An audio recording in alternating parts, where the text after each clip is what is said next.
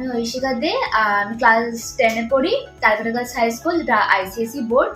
আমি last year ভর্তি হয়েছিলাম এখানে, তখন কম্পিউটার আর ম্যাথস করতাম।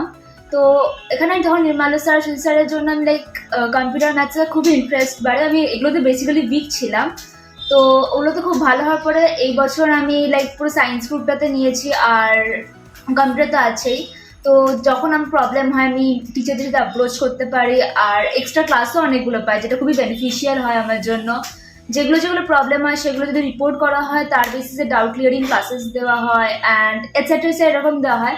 আর টেস্ট তো আছেই, যেগুলো আর কি হাফ ইয়ারের আগে খুব হেল্প করে, আর অ্যানুয়ালও আসছে বোর্ড এক্সাম, তো সেগুলোতে হেল্প করছে। আর এছাড়া সেরকম মানে লাইক ভালোই হচ্ছে, আমি দেখতে পাচ্ছি ইম্প্রুভ হচ্ছে। অ্যাটলিস্ট যেগুলো আমার খুব উইক ছিল, যেই সাবজেক্টগুলো স্পেশালি, ওইগুলোই স্যার ফিজিক্স আর কেমিস্ট্রিতে খুবই ছিল, সেগুলোতে খুবই এখন ভালো হয়েছে। পুরো ভালো হয়েছে বলবো না, অফকোর্স প্রত্যেকদিন আস্তে আস্তে ইম্প্রুভ করছি, তো আশা করি লাইক আরো ভালো হবে।